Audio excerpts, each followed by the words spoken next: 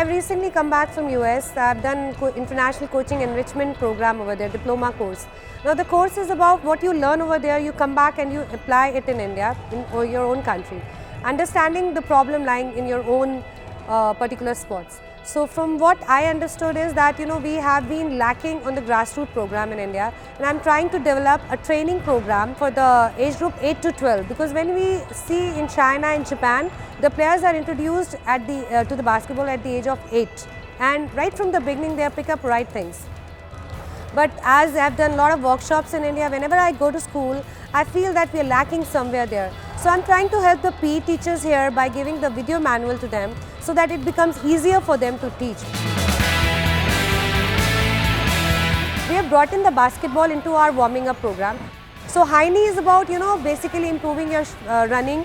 Back paddling is about coordination. So all the drills which are about balancing, which are about coordination, speed and all, they are involved with the basketball. Players focus and also understanding the footwork. When you go to the left side of the cone, your left foot should come forward. When you're going to the right, because ultimately at a later stage, when they are making a crossover, that's the footwork that is needed. When we say walk between the legs, that again they are trying to understand what they can do with the ball and with their body when they have the ball in their hands. So they have the coordination, they improve the balance, because at the later stage, it's called basically ball juggling. But in the starting itself, when you start doing it with them in the warming up, the little kids, they enjoy it more, and at the same time, they are learning about the body coordination. Then we have introduced the dribbling section with the cones. So you see that in all the sections, we have the old drills, but what we have done is we have made it a little creative. In the dribbling section with the cones, we make the player touch the cone, and why we are asking them to touch the cone, so that their brain is also working ambidextrally towards what the other hand is doing. And then we have to dribble and catching the cone. Again the purpose of the cone in the hand is the same, that they are doing two things. So ultimately when you tell the players look up, now they don't have the focus on the ball, they are more focused with the cone, and ultimately their habit of looking down goes off. Then again dribble, walking, catching the cone. It's the same thing. The purpose of the cone in all the drills is to take away their focus from the ball and keep it on the cone. So as a coach, our purpose is solved, that the players are more concentrating on the dribble without even knowing them. The brain is working on the hand movement of the basketball, but consciously they are doing the cone thing, unconsciously they are dribbling. Then we have the clock dribble. Now clock dribble is a little of the fun activity. The kids, they really feel happy about it, that they are doing something different, and it's a more kind of a fun activity, plus it's a dribble control exercise. Next we have jump, stop, pivoting and triple threat movement, which is very important at the later stage. What we have done over here, again made it a little creative by making the kids close one of the eye. If they are dribbling with the right hand, they close the right eye so that they cannot see the ball. And at the same time, when the coach whistles, they have to stop on the 1 foot, because most of the time if you look at the basketball thing, we are jumping on the 1 foot or the 2 foot. So it's working on their landing. Right from the beginning, we try to work on their landing so that they don't have knee injuries at the later stage.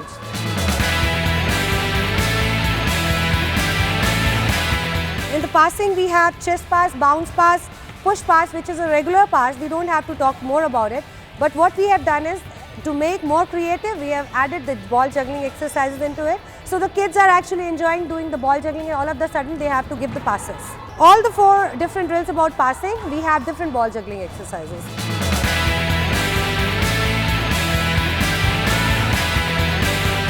Next we have shooting mechanism and layup introduction. We have just, for the little kids, what we have done is we have brought 3-step shooting action, trying to make them understand that the shot comes more from the legs. So we say 1, 2, 3 and 1, the players, they catch the ball, they keep it in front of their shoulders, they bring it back, and then when they are shooting, they are concentrating more on their leg strength. Then we have the layup introduction. Normally what I have seen is that the players, they don't take their knee high.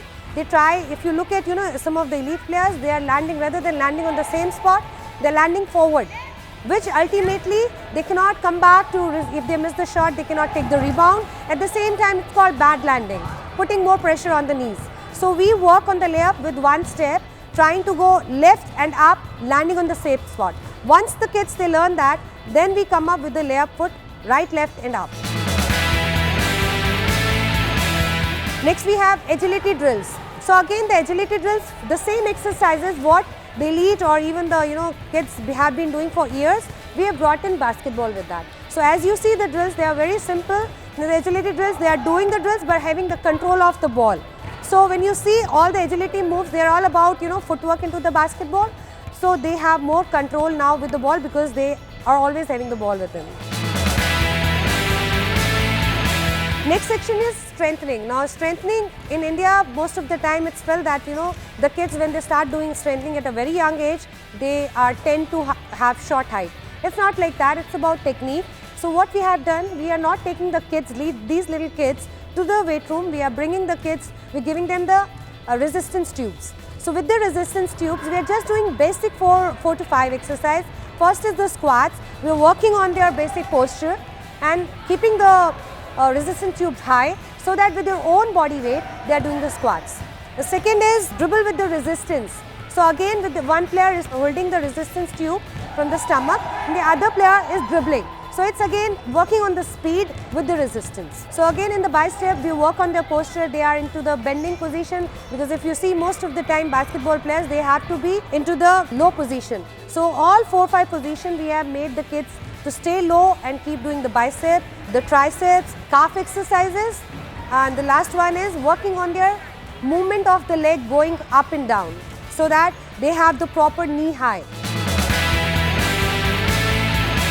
Next is advanced drill. Again, whatever little drills which we have done in the starting, now how these PE teachers can create drills out of this, may add layup shot into it, add jump shot into it, using these different stimuli, tennis balls, cones. So we have moved the cones from one spot to another spot. In this, the player is going forward and backward. So they are having the control forward as well backward and they are moving the cones. The next drill is slide the cone around the cone. So again, the player is actually consciously working more on the cones and unconsciously he is dribbling. So the purpose of all these different drills is subconsciously work on the dribbling. Next section is between the cones crossover, and then we have, which is very simple, we have done it many times, but then between the cone crossover, working on the footwork. As I mentioned during the warm-up, when we are doing the rolling between the cones, we are asking the players to have the right foot towards whichever hand they have ball, they have to have the same foot in the same direction. So when they are doing the crossover now, they are ultimately doing it. You don't have to tell them 10 times that your dribble is wrong, your footwork is wrong, because right from the warming up we have picked up. Kids like to have fun. So we've introduced at least 4 to 5 fun drills, and this is more of the fun activity when the period is just going to get off. So the teacher can at least do 5 to 10 minutes or maybe 15 minutes of these fun drills. So the kids, they can enjoy, and next day when they come back to the period again, they are enthusiastic about playing basketball. Just want to say that these little kids, they have just been trained for 3 weeks. And within 3 weeks, we have seen drastic changes into them. So I hope whatever drills you are seeing, and if you follow them, definitely you're going to learn and you're going to flourish more into basketball. And I hope my efforts, whatever I'm putting in, brings us some good results. Thank you so much.